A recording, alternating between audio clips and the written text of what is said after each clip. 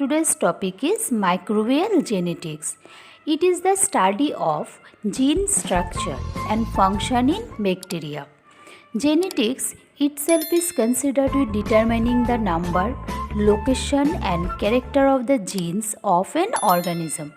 The process of replication is essential to understand in or manipulate the genome and to understand the functioning of this organism. Yes, that is going to be difficult since bacteria do not have sex. What presents a real problem for bacteria or archaea? How do they get genetic variability that they need? Hi, I am Manti, and in this video I am going to explore the process that bacteria uses to acquire new genes and the mechanism known as horizontal gene transfer, that is HGT. This horizontal gene transfer refers to transfer from one cell to other by means other than the usual inheritance process, in which the genome is transferred from mother cell to daughter cell. In prokaryotic, at least three mechanisms for this horizontal gene transfer. These are transformation, transduction, and conjugation. In this video, I will discuss about these processes one by one. Let's start with conjugation. It is the process by which a donor bacterium transfers a copy of plasmid to a recipient bacterium through a pilus. For the process of conjugation, it requires cell-to-cell contact. The donor cell, which is denoted as F+, has a conjugative plasmid. Then what is conjugative plasmid? It is an extra chromosomal piece of double-stranded DNA that codes for the proteins necessary to make a thread-like filament, which is known as pilus. The pilus is used to bind the recipient cell, which is denoted as F-. F- means recipient cell and F+ means donor cell. Then it is believed that a channel is then opened between the two cells, allowing for single-stranded DNA copy of the plasmid to enter the recipient cell. Both cells then make the complementary copy of the single-stranded DNA, and after that result into two F+ cells, which is capable of conjugation. This type of HGT you can see in E. coli. Next, about transduction. Bacterial viruses or bacteriophages participate in the third mode of bacterial gene transfer. These viruses have relatively simple structure in which virus genetic material is enclosed within an outer coat which is composed mainly of protein. This protein coat helps the genome to transmit it between the host cell. The morphology and life cycle of bacteriophages is not discussed in details here. It is already discussed in my previous video. There are two different types of transduction. One is generalized transduction and another one is specialized transduction. Now about generalized transduction. In this, a bacterial host cell is infected with either a virulent or a temperate bacteriophage, which is engaged in lytic cycle of replication. After the first three steps of replication, that is absorption, penetration and synthesis, the virus enters into the assembly stage, during which a virion is made. During this stage, random pieces of bacterial DNA are mistakenly packaged into a phage head, which results in the production of transducing particle. While these particles are not capable of infecting a cell in the conventional sense, they can bind to a new bacterial host cell and inject their DNA inside. If the DNA from the first bacterial host cell is incorporated into the recipient chromosome, the gene can be expressed. So this is all about generalized transduction. about specialized transduction. It can only occur with temperate bacteriophages since it involves the lysogenic cycle of replication. In this case, the bacteriophage randomly attaches to a bacterial host cell which injects viral DNA inside. The DNA then integrates into a chromosome to the host cell which form a prophase. At some point, induction occurs where the prophase is excised from the bacterial chromosome. In this process, the excision is incorrectly performed and a portion of bacterial genes immediately adjacent to the viral genes. Since this DNA is used as a temperate for the synthesis stage, all copies will be hybrid of viral and bacterial DNA and all are results as a virion.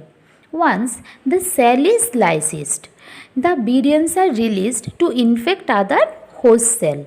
Each virion will attach to a host cell and injects its DNA hybrid, which would be incorporated into the host chromosome if a prophase is already formed. At this point, the second bacterial host cell can contain its own DNA from the previous bacterial host cell, and a viral DNA. This is all about specialized transduction.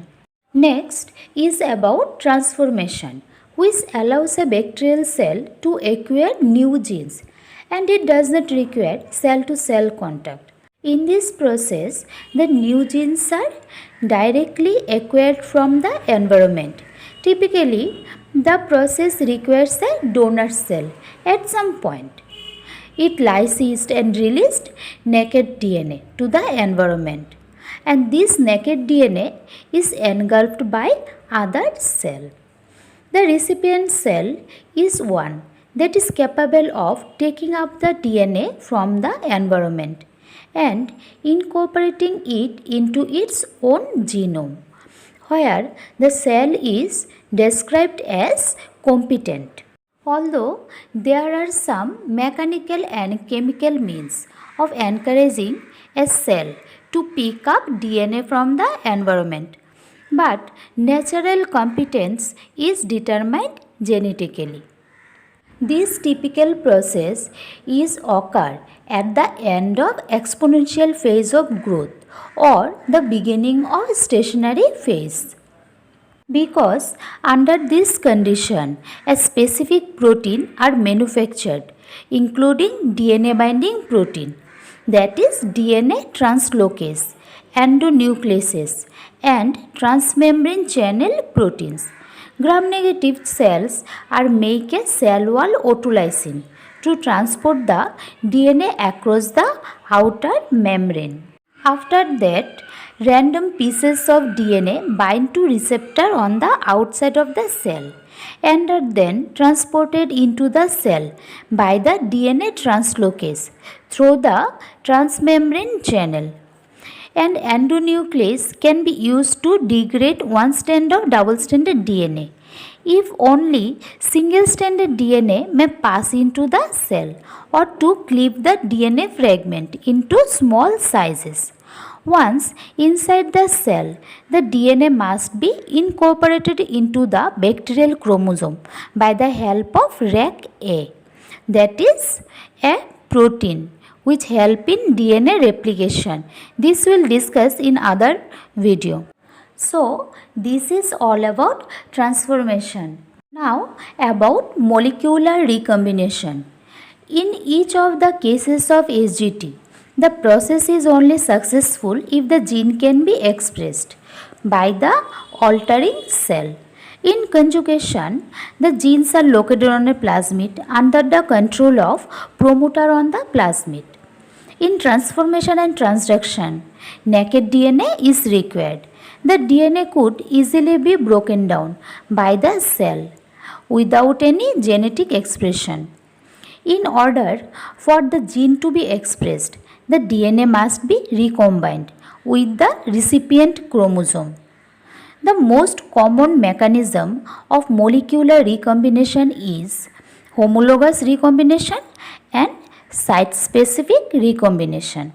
In homologous recombination, RAC protein is required and DNA from two sources are paired based on similar nucleotide sequences, and endonucleases needs one strand that allow RAC-A to pair up bases from different strands, a process known as strand invasion.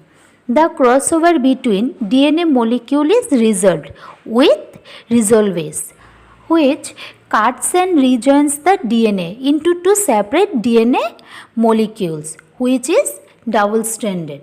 Next, about site-specific recombination. It is a process often used by viruses to insert their genome into the chromosome, where to the host. This type of recombination is also used by transposable element. This transposable element is also known as jumping gene. While this can play a very big role in the activation and inactivation of bacterial genes, the best explanation derives from the work of Barbara Corn, who won the Nobel Prizes for her research in 1983. She demonstrated that transposable elements can be responsible for the activation or inactivation of genes within an organism. These transposable elements are relatively simple in structure, designed to move from one location to another, but within DNA molecule, by the process known as transposition. All transposable elements code for the enzyme. Which enzyme? Transposase. The enzyme responsible allowing transposition to occur and can have short inverted repeats at each end. Next, the simplest transposable element is an insertion sequence which contains the transposase and IRS of different lengths. Next, a transpose typically contains additional genes with the exact type varying widely from the transpone to transpone. A transpone can be removed from one location to another. It can be also called cut and paste model, and this process is known as conservative transposition. Conservative transposition means cut and paste model, means at that time a transpose can be moved from one place to another. Next is about replicative transposition. At that time, a transpose can be copied and can be inserted at second site. This procedure is known as replicative transposition. So, this is all about transposable element. Now, let's look after the keywords of the today's video. Today we have studied about the bacterial genetics. Here what we have studied? Horizontal gene transfer by the process of three mechanisms, that is conjugation, transformation and transduction. After that we have studied about homologous recombination or site-specific recombination. After that about transposable element. So this is all about today. Thank you for watching this video.